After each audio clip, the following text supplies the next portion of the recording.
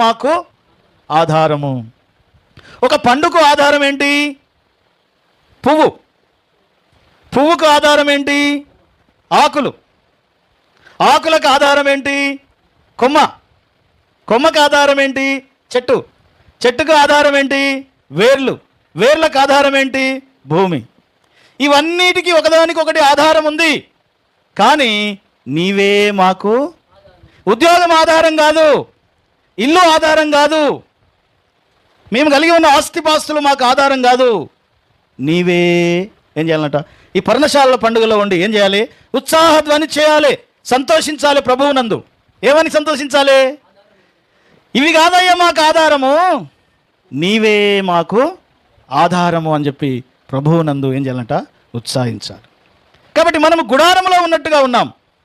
చెప్పనసఖ్యమైన మహిమాయుక్తమైనటువంటి సంతోషంలో మనము క్రీస్తునందు